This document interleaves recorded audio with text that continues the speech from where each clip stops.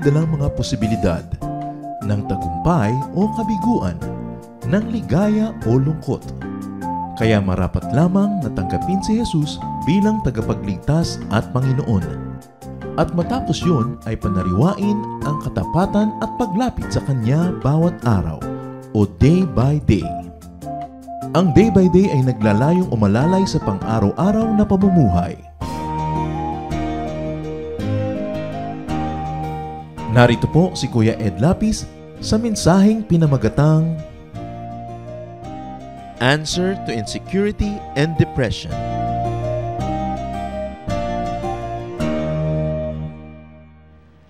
Maraming mga hadlang para ang tao tumahimik at lumigaya. Maraming mga balakid. People have great enemies and challenges. And some of them could be depression or insecurity or anxiety. Mga alalahanin, mga kinakatakot na umaagaw ng ating kapayapaan. Ang ating pag-aaral ngayon, pinamagitan natin, Answer to Insecurity and Depression. Heavenly Father, thank you that you are our God who hears prayers. Patawarin niyo po kami sa mga kasalanan namin. Nawa, Panginoon, walang maging hadlang para maunawaan namin ang mensahe ninyo at ito'y mailapat namin sa aming buhay. Nawa malugod kayo, Panginoon. Hindi lang kami nagtipon-tipon para humingi ng pagpapala, bagamat gusto namin yon. Nagtitipon-tipon din kami, Panginoon, para sama-samang magpasalamat sa inyo, magdala ng handog sa inyong paanan, pasalamat at nais namin, Panginoon, bigyan kayo ng kaluguran. Nawa ang amin pong mga puso na nagpapasalamat, nagpupuri, ay magbigay ng kaluguran sa inyo. Bless your people, O God. Heal our infirmities, strengthen our weaknesses, at nawa yung kaliwanagan nyo ang siyang maging liwanag ng buhay namin. Teach us, hold us by the hand, and we like to follow you. Protect us from lies and falsehood. Protect us, O Lord, from all the negative forces that try to steal our happiness, our joy away from us. May you be the speaker. Use your servant only as your instrument. Speak to your people. Accomplish your agenda for us today, O God. Lift up your name, and may your people go home blessed by you. We praise you. We thank you, asking you to speak in the name of your Son, Jesus. Ano po ba ang napakarami mga concerns ng tao? What are some of people's grave concerns and fears? Most of those fears come from our basic needs. People have to exist. People have to live. We worry about our food, our drink. There's a grave fear of hunger and thirst, even to those people who have lots of money and savings. Iniisip natin kung minsan, baka marami tayong pera pero wala tayong mabili. Baka ma-deplete yung resources ng planeta, baka magyera, baka may pumutok na bulkan, makatang mga supply, etc., etc. We worry about shelter. And many people have this fear of homelessness, though some of them have probably multiple homes. Maraming takot ang tao na may kinalaman sa kanyang pangangailangan, especially for protection and safety. People are afraid. Natatakot tayo sa kapwa-tao, natatakot tayo sa mga hayop, mga insekto, natatakot tayo sa kulog, sa kidlat, sa bagyo, sa baha, sa El Nino, sa La Nina, sa mga bulkang sumasabog, kung ano-ano pa. And of course, people fear death. And the fear of death is on top of many people's lists of grave concerns. Yun yung mga basic needs natin. Pero hindi lang naman yun ang need ng tao.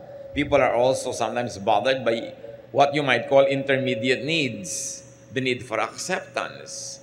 Sometimes you have everything pero hindi ka sikat, hindi ka paborito, wala kang masyadong kakilala o kaibigan, at yun ay malaki ring problema ko minsan. We need affirmation.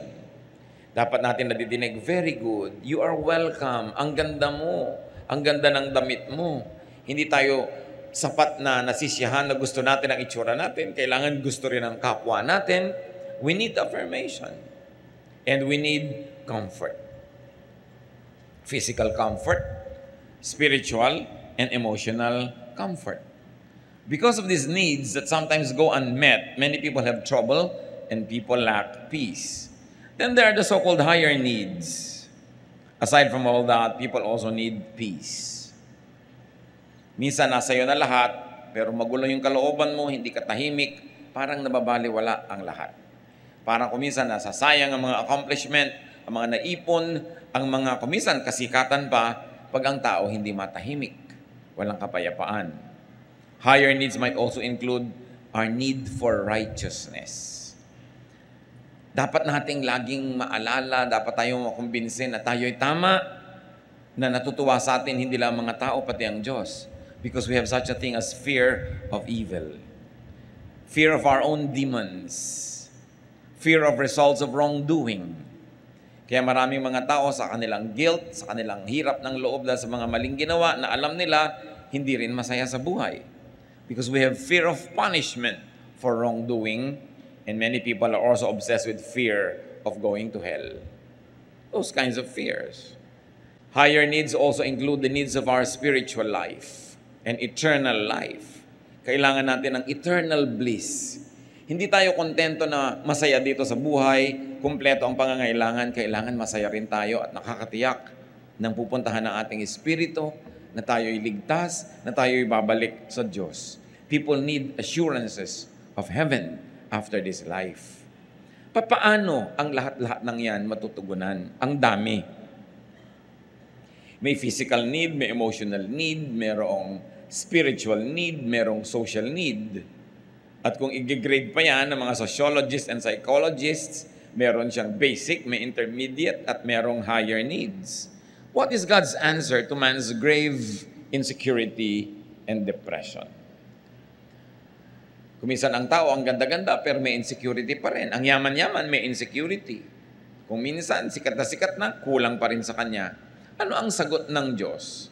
At isa sa mga sagot niya na nasa Biblia, Psalm 23, verses 1 to 6. The Lord is my shepherd, I shall not be in want.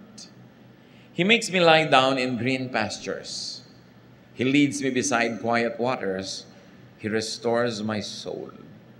He guides me in paths of righteousness for His name's sake. Even though I walk through the valley of the shadow of death, I will fear no evil, for you are with me. Your rod and your staff, they comfort me. You prepare a table before me in the presence of my enemies. You anoint my head with oil. My cup overflows.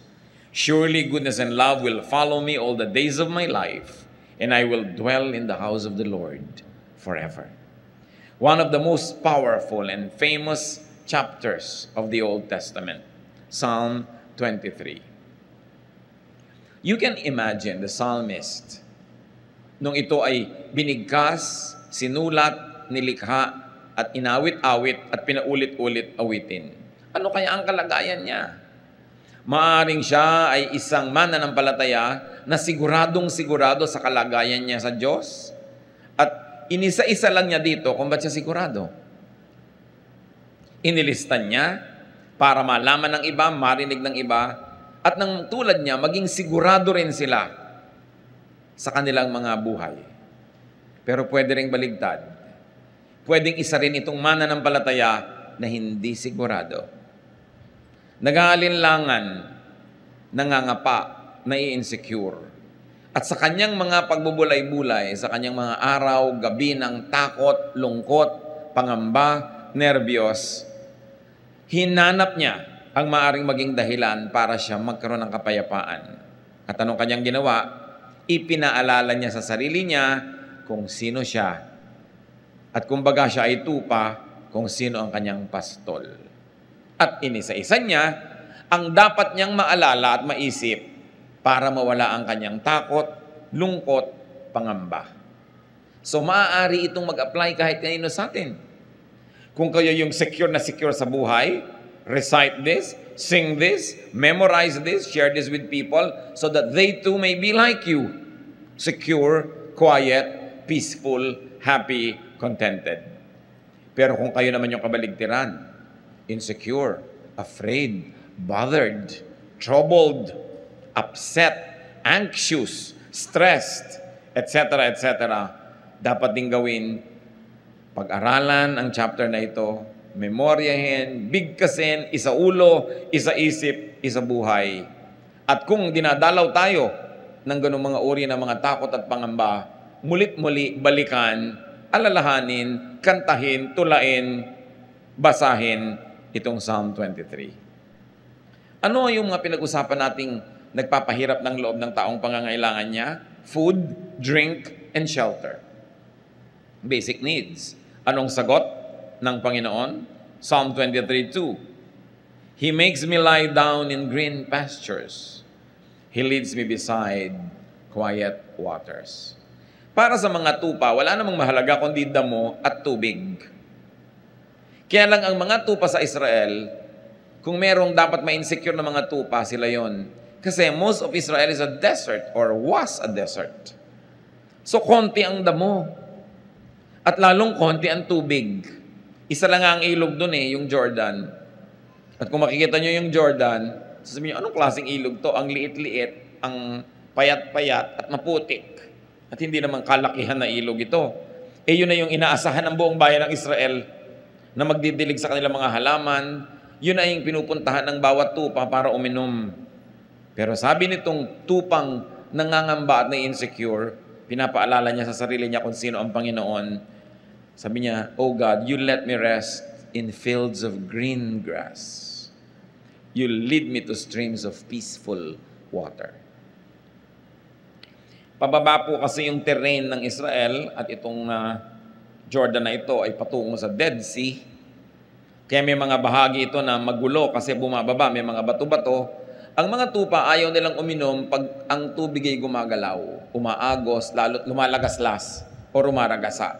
Kahit nauuhaw na sila, hindi sila dudukwang sa tubig na gumagalaw. Kailangan peaceful water. Yung walang kagalaw-galaw. Kaya sabi nitong tupang to, hindi lang ako binibigyan ng damo ng Diyos. Pinahihiga niya ako, pinapagulong-gulong ako, naglulupagi ako sa napakaraming mga berdeng damo. At hindi lang yun. Hindi lang may tubig, tahimik yung tubig. Not only water to drink, but the way I want to drink my water. Peaceful. Pinapaalala niya yun. Green pasture, you must remember, is also a shelter. Isang napakasarap na pahingahan at lugar kung saan ang mga tupa ay hindi lang kumakain, nakakapagpahinga pa sa sariwang damo. God gives not only the basics, but also abundance. Anong sabi ng Psalm 23 verse 5? You prepare a table before me in the presence of my enemies. You anoint my head with oil, my cup overflows. You treat me to a feast with my enemies watching around me. Dapat nating sariwain ang isang kaugalian sa Israel para lalo na tayong magandahan sa verse na ito. Ang mga desert dwellers, mga nakatira sa mga tent, pag may mga dumadaan at kanilang tinanggap sa kanilang tent at pinakain, sumalo sila doon sa tent. Tulad ng ginawa ni Abraham nung dumating ang Diyos at yung mga kasama niyang anghel. Hindi naman sa loob ng tent yun Outside the tent, merong extension yung tent para lang huwag mainitan yung nakaupo doon sa labas sa carpet at hindi yun sa loob ng tent para presko.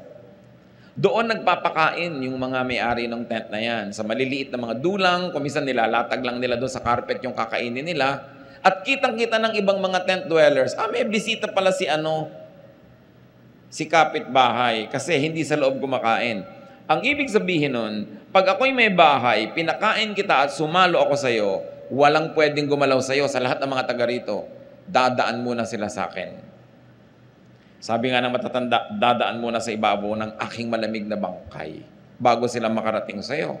So anong ibig sabihin? Na yung shepherd prepares a feast for you in the presence of your enemies. Sinasabi ng ating shepherd, walang makakagalaw sa kanya mga tupa na hindi mo nadadaan sa kanya. At willing siya na ibigay maging ang kanyang buhay to protect us from our enemy. Of course, we have earthly, worldly enemies, but more than that, we have our spiritual enemy, Satan. At sinasabi ng Panginoon, our shepherd, mamamatay na muna ako bago mo siya mapatay. At talagang ganoon ang ginawa ng Panginoong Jesus. Namatay siya para sa atin, kaya hindi na tayo pwedeng patayin ng kalaban kasi kinuha na ng Panginoon ang ating lugar at siya na yung namatay para sa atin. Ibig sabihin din nung sa Revelation, behold, I stand at the door and knock. Whoever opens the door, I will come in and eat with him. Yun na naman ang sinabi ng Panginoon. Eat na naman. Kain na naman. Isa na naman kahulugan, pag pinapasok mo ako sa iyong puso, magiging shepherd mo ako. Magiging host mo ako. Ako na muna ang mamamatay bago ko payagan na may mangyayaring masama sa iyo. That is Eastern etiquette. At kakambal pa ng etiquette na yan, yung you anoint my head with oil. Sa init ng disyerto, na halos ikabiyak ng utak at bungo ng mga tao sa init at bitak-bitak ng kanilang anit, pag dumating ang isang bisita, kung pinapahalagahan ng host, binubusan niya ng konting langis dito sa ulo. Para manariwa ang lakas, ma-refresh. Kuminsan, hindi natin na-appreciate yan kasi yung panahon sa atin, malagkit, ayaw natin ng langis pag nahihirapan tayo at mainit. Pero sa tuyong-tuyong disyerto, napakahalagang bagay nun. At sabi niya, you anoint my head with oil. My cup overflows. So bukod sa binibigyan mo ko ng dangal, dahil binibigyan mo ko ng anointing on my head, pag binigyan mo ko ng maiinom sa aking sasadlan, umaapaw. Again, Eastern etiquette. Gusto natin pag nagbibigay, apaw. Kaya kung minsan, meron kang kasama sa bahay, sinabi mo na, konti lang ang iinumin ko, aapawin pa rin niya yun. Kaya mo, binibili natin ng tubig, mahal yan, huwag mong ilagay lahat, aapawin pa rin niya, kasi sanay siya sa etiquette na dapat umaapaw. Kaya sa mga probinsya natin na hindi pa tayo masyadong naiiba at magaganda pa yung kaugalian, bibigyan ka ng pagkain, isang bundok sa plato mo, yung apaw-apaw. Ganon kasi ang magandang kaugalian sa silangan. Ang context kasi niyan, there's always famine, there's always hunger, there's always poverty. So ipinapakita sa iyo sa pagmamahal ng tao na ang daming binibigay sa sobra-sobra. Ibig sabihin, hindi ka pinagdadamutan. Kaya sa Luke 6:38, ang sabi, give and it will be given to you, a good measure, pressed down, shaken together, and running over will be poured into your lap. So yun daw, apaw-apaw, sobra-sobra ang ibibigay sa iyo, ganun din magbigay ang Diyos. What was God's answer through Psalm 23 to man's need for safety and protection? Isa pa yung kailangan ng tao, yung iniisip niya. Psalm 23:1, the Lord is my shepherd.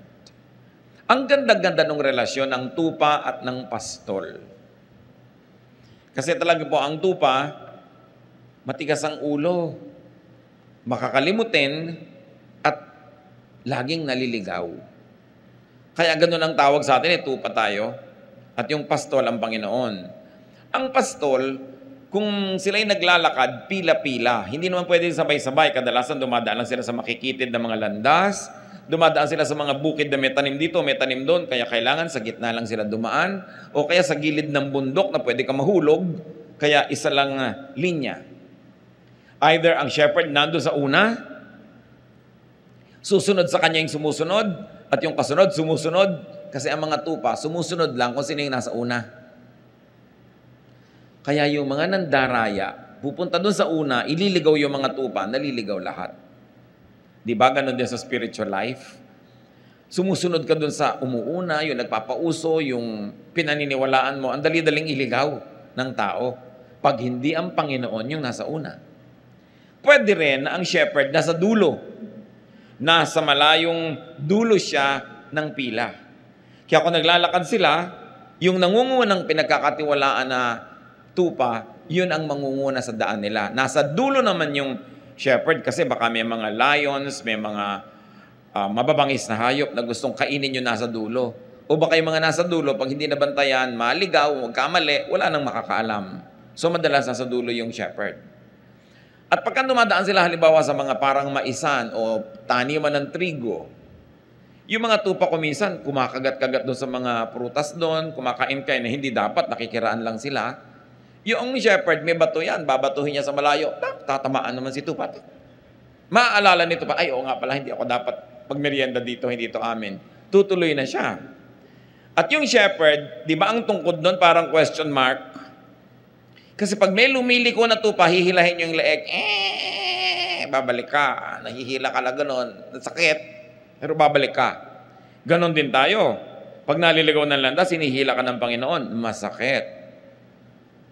Para sa, ay, pinapalo yata ako ng Diyos. Hindi ka pinapalo, hinihila ka lang nung kanyang, tungkod na nakaliko talaga yung dulo. Yun ang purpose nun.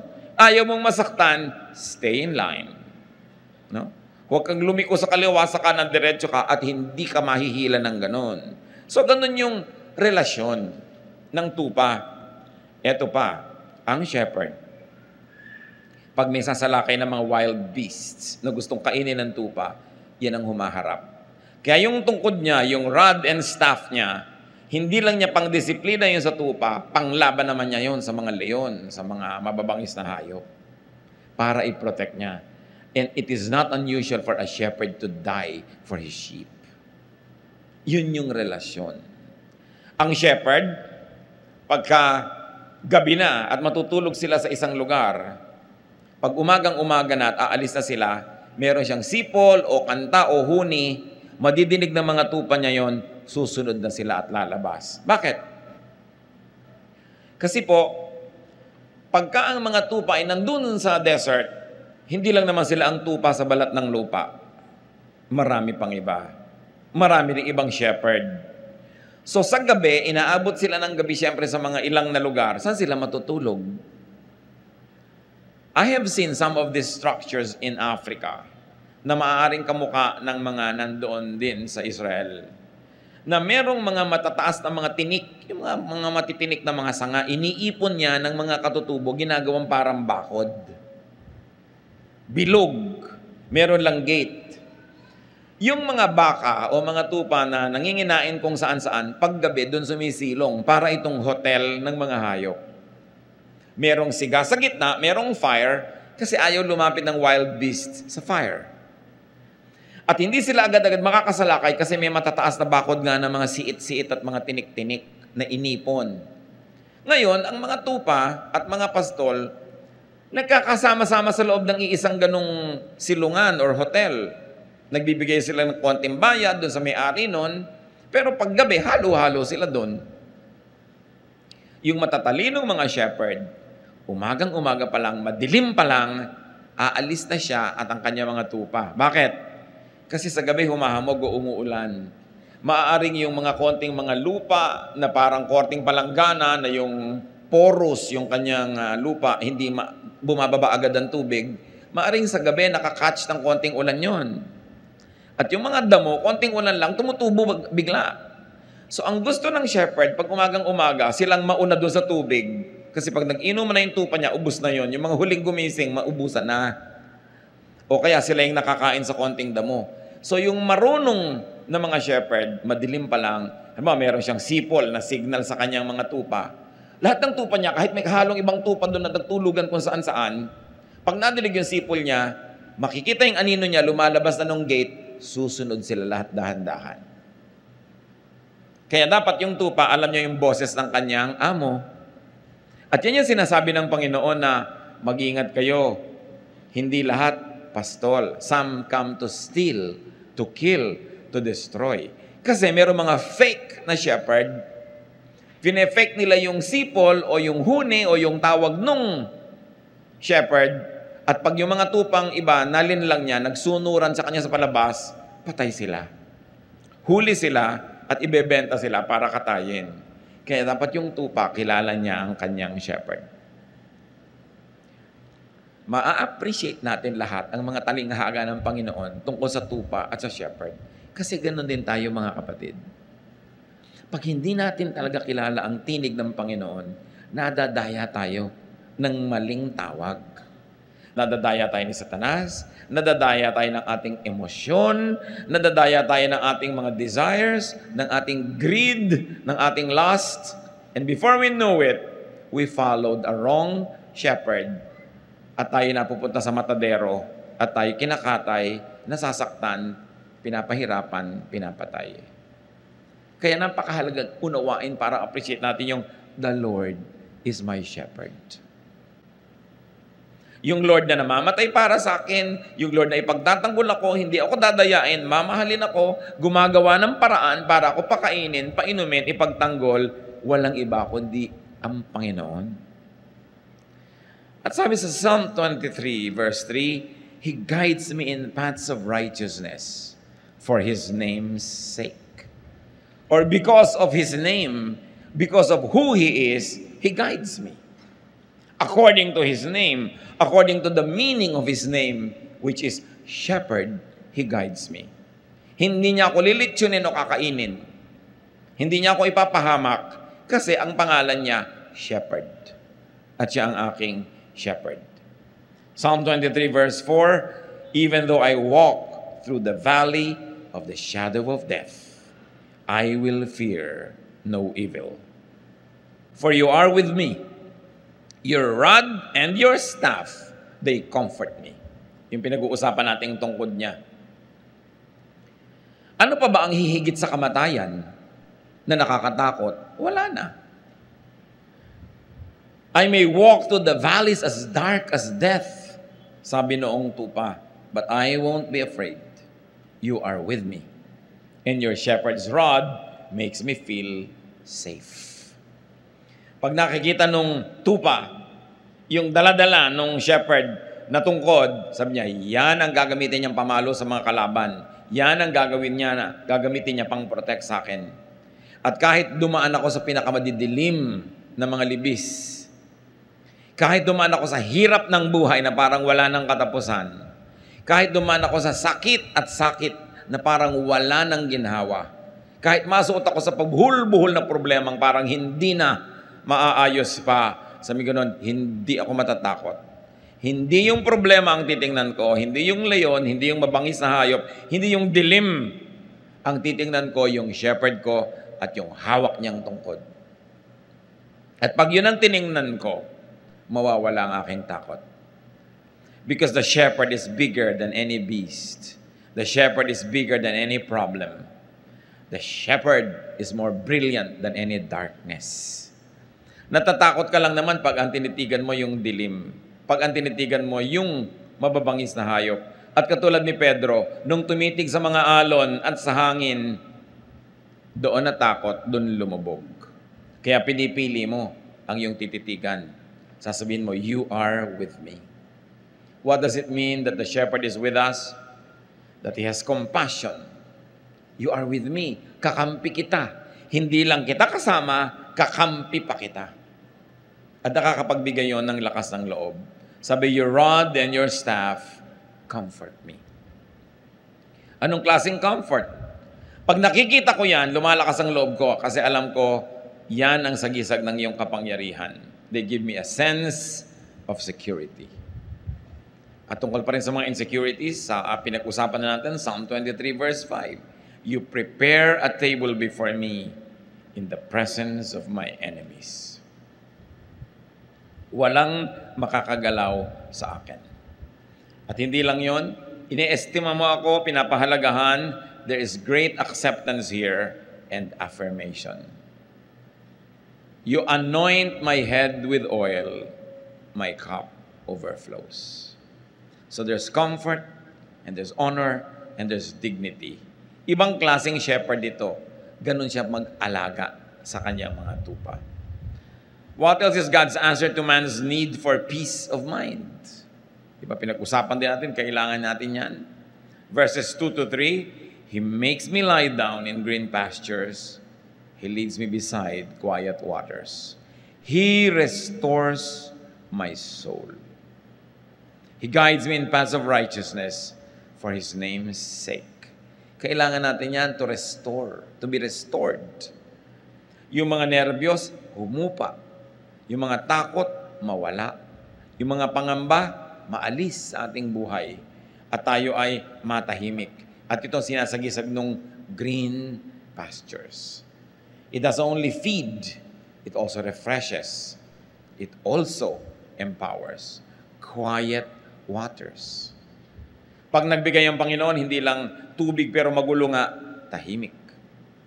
And the Lord restores my soul. Emotional, spiritual rest. Just thinking of the Lord and remembering who He is already gives you the greatest therapy. What is God's answer to man's need for righteousness?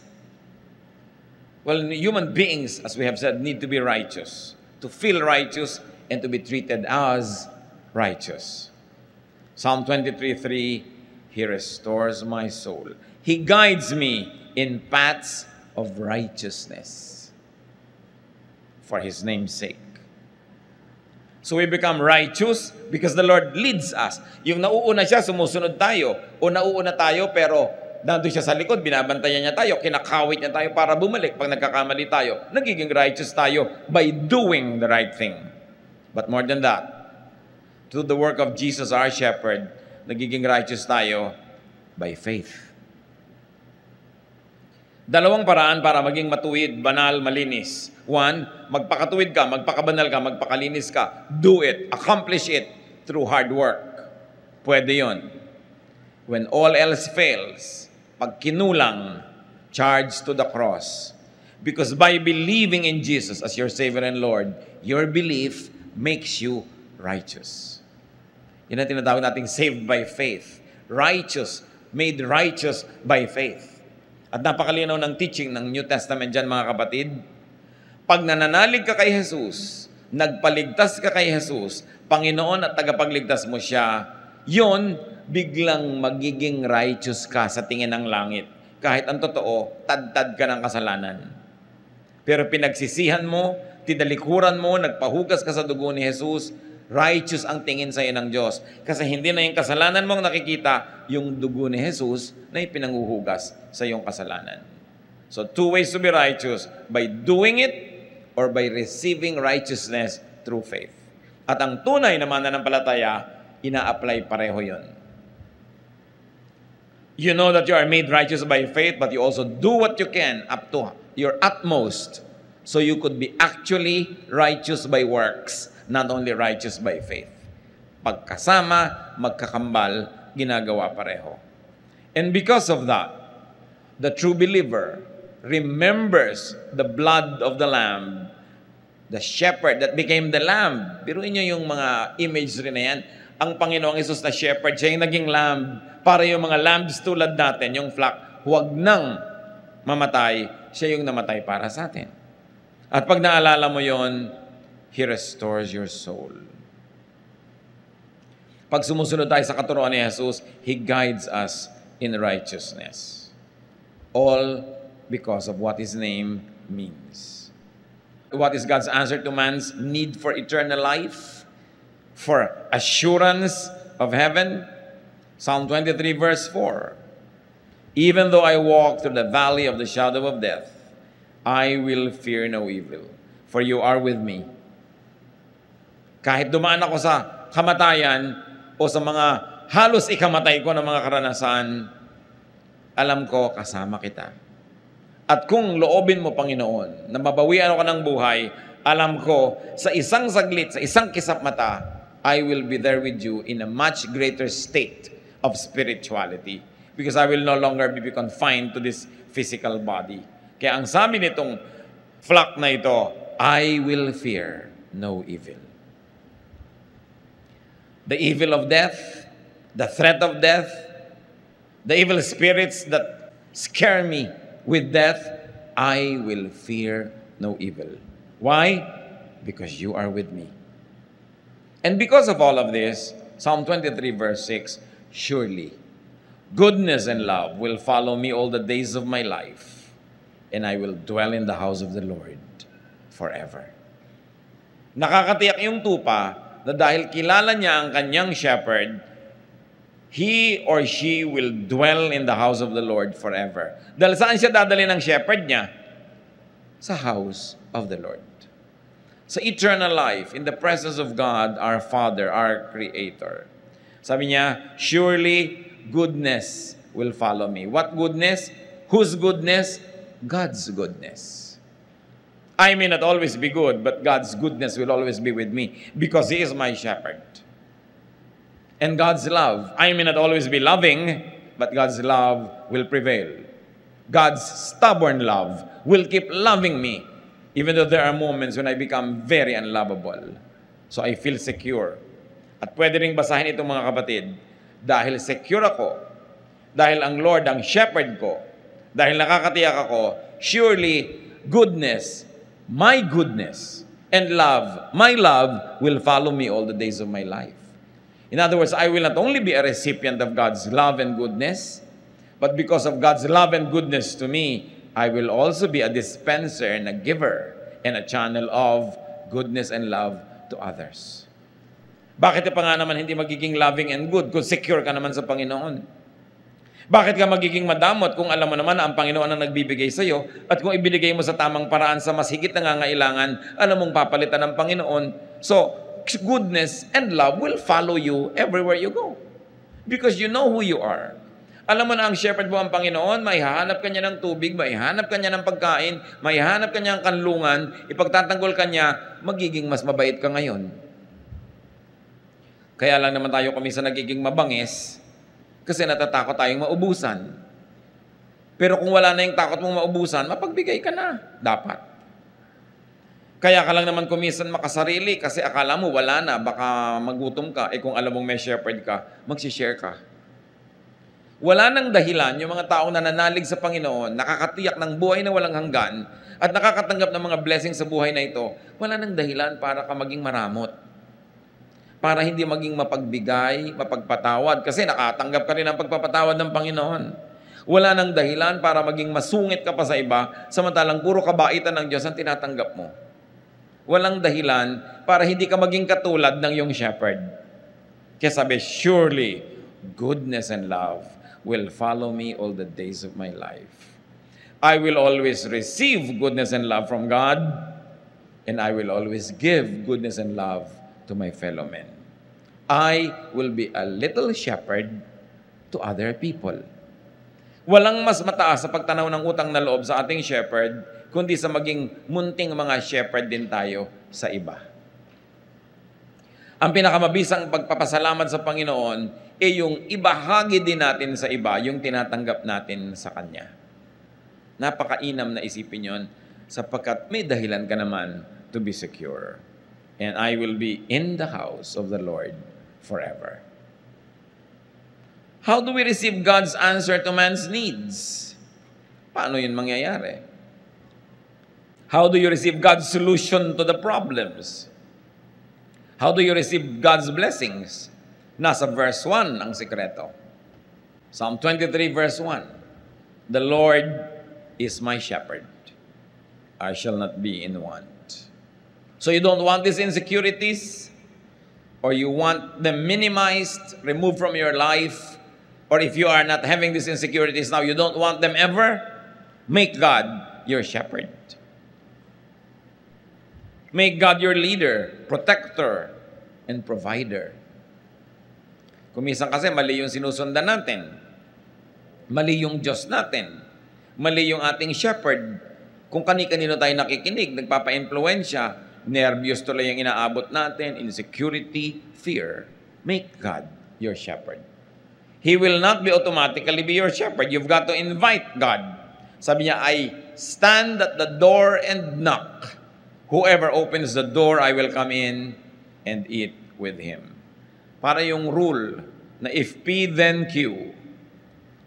If the Lord is my shepherd, then I shall not be in want. When hungry or thirsty, in a physical, emotional, or spiritual way, when broken or afraid, when you walk through your valley of the shadow of death, when alone or lonely, when troubled or anxious or depressed, ask the Lord to be your shepherd. He is only a prayer away. Kung minsan malakas ang loob mong pumunta sa isang lugar, biglang nalaman mo na lang, na-trap ka na pala, isa na palang dark valley. Call on God. Ask Jesus to rescue you. Tulad ng ginawa ni Peter nung lumulubog na siya doon sa tubig. Dati naglalakad siya, pero lumubog. Sabi niya, Lord, save me. Kung kayo ngayon ay nasa isang valley ng buhay nyo, ask God to hold you by the hand, to be your shepherd, and to take you out of that mess.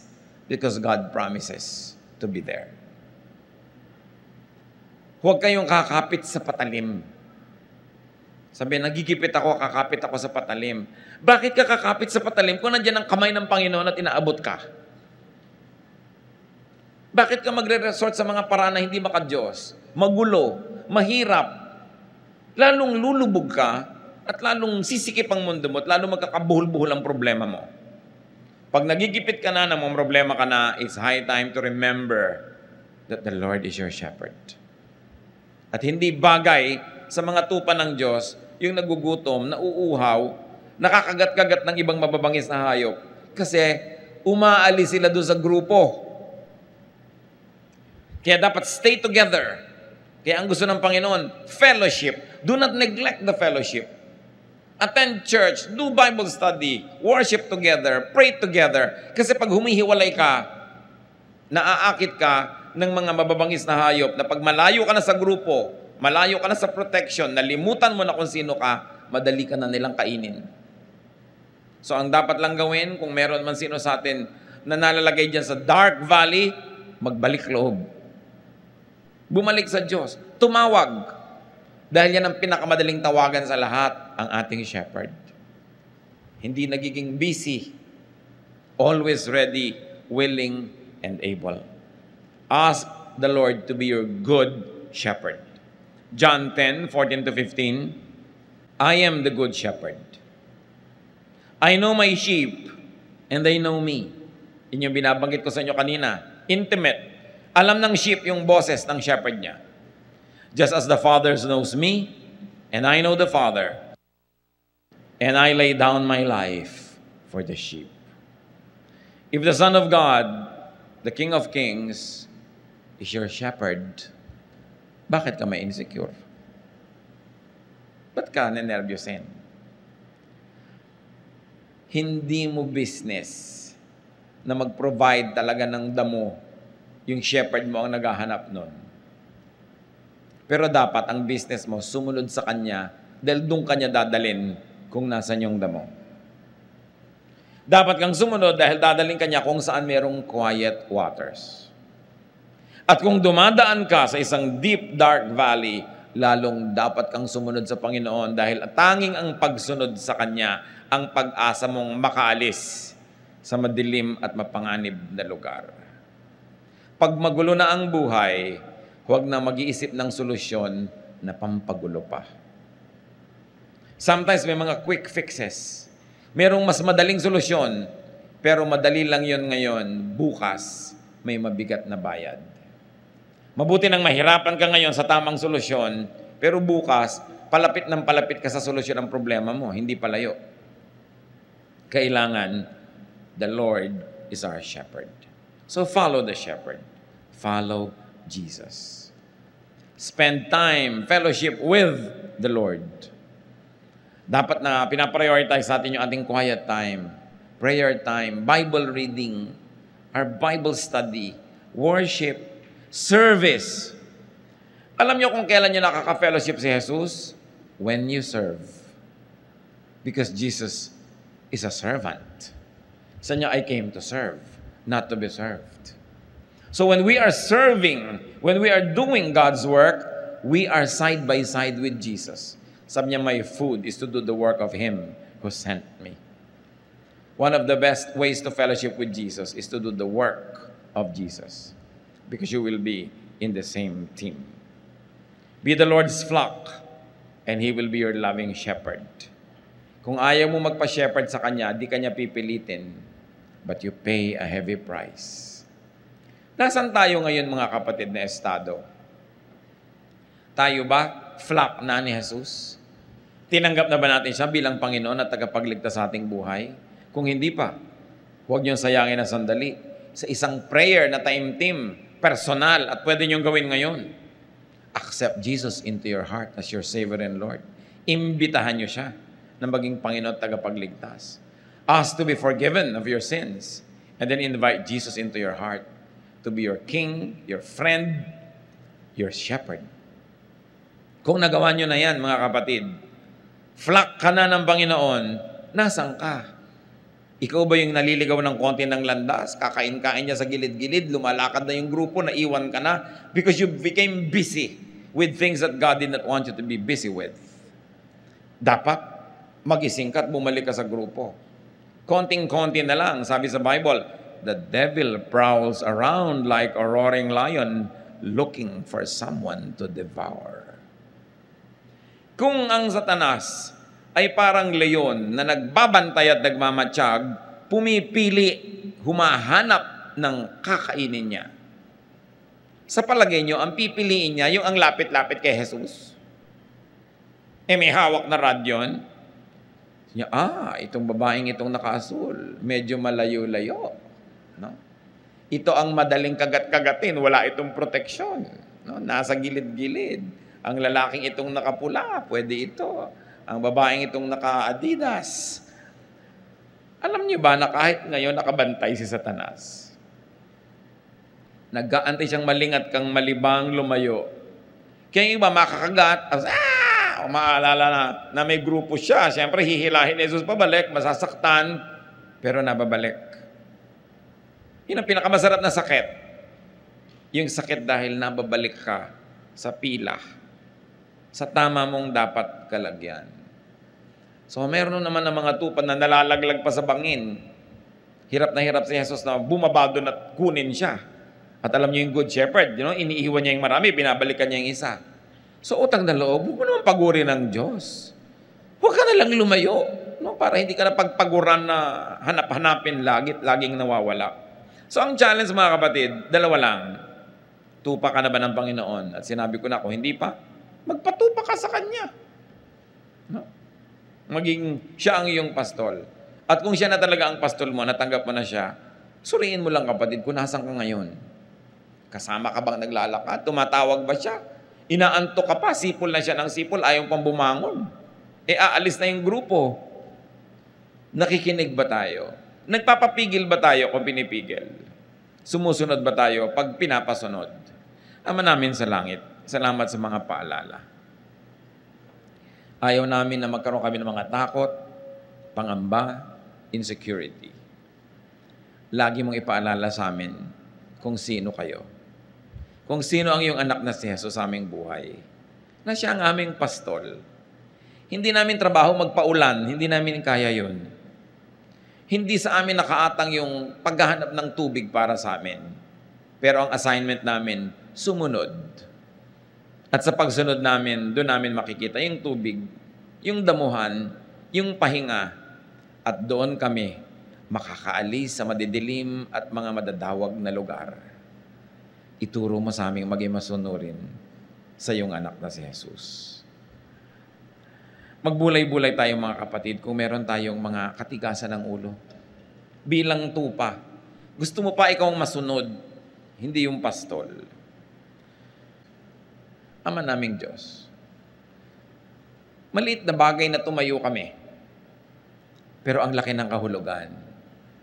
Pagpapakumbaba, pag-amin ng aming makasalanan at paglabag sa kalooban mo.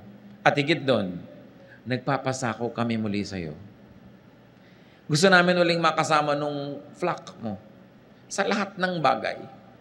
Na kung naglalakad, the same speed, the same direction.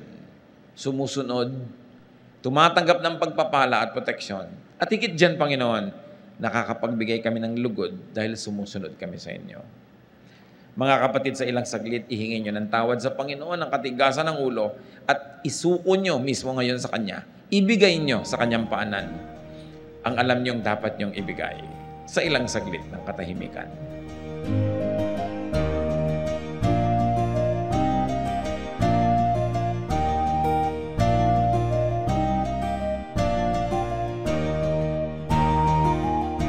Ang katatapos pong mensahe ni Kuya Ed Lapiz ay pinamagatang Answer to Insecurity and Depression.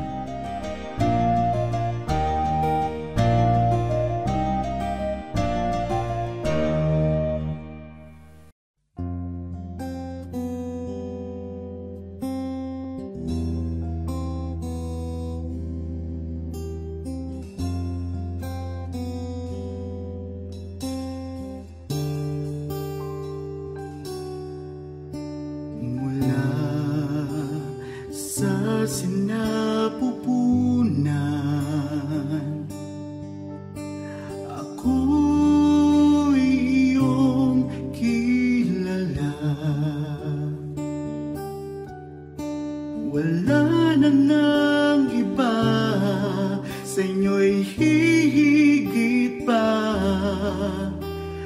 Panginoon, tapat dakila ka. Kayo lang ang pupurihin at siyang tatanghalin, pagkat kay buti-buti niyo sa akin. Ang pag-ibig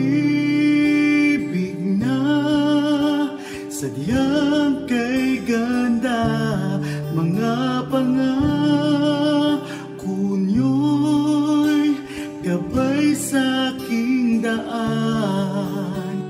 Walang makapapantay sa anak ninyong alay. Ang pag-ibig niyo'y sapat kailan pa man.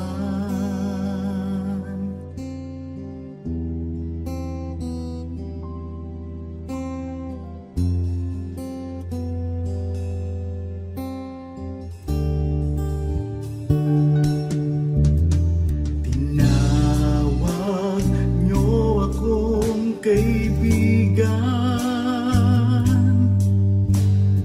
kahit na ako ay pariwara.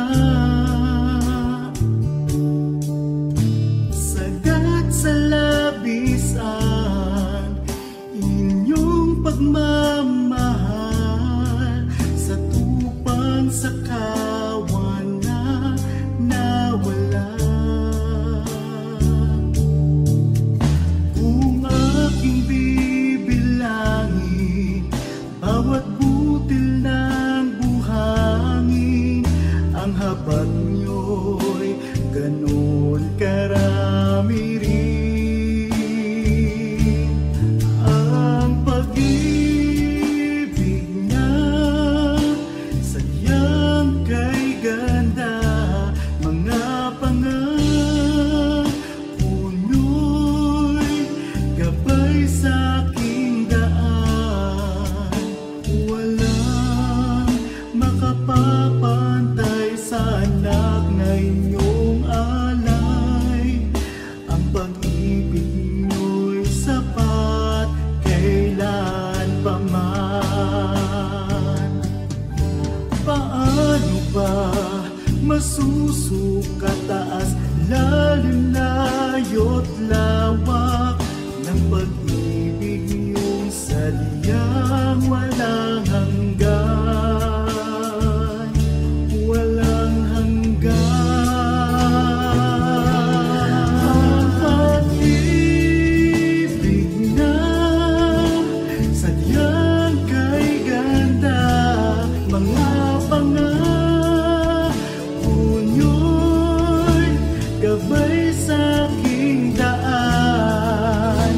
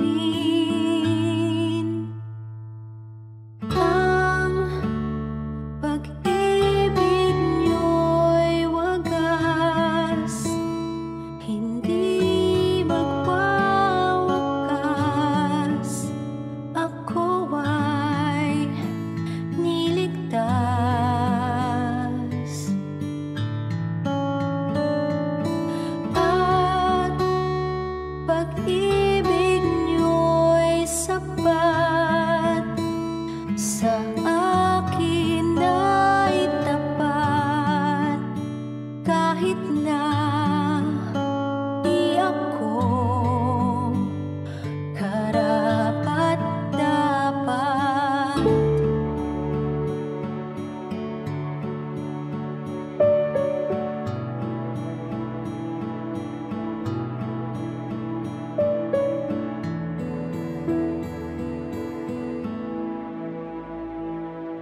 Magpakailan pa man, magpawalang hanggan, pag-ibig niyo sa akin di nababago ng hangin. Kahit saan pa man, kahit na sino man, kayo'y sa aming piling, di man maabot ng damdamin. Ang pag-ibig niyo'y wagas, hindi magwawakas. Ako ay niligtas.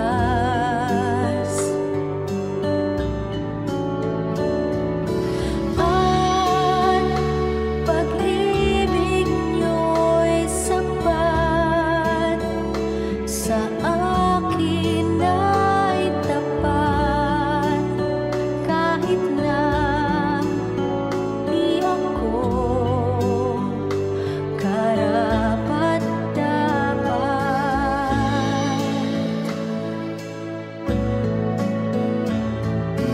Tanging sa'yo aasa, lalapit ang magpupuno ng kulang sa lahat ng oras. Walang ibang papantay sa iyong pagmamahal.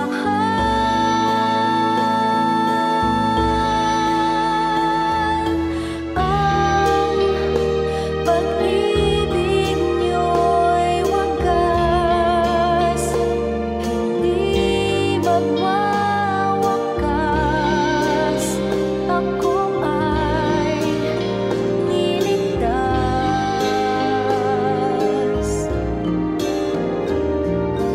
At pag-ibig niyo'y sapat,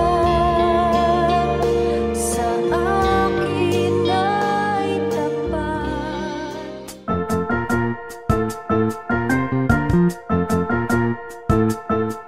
Oras na po para pansamantalang magpaalam ang programang Day by Day.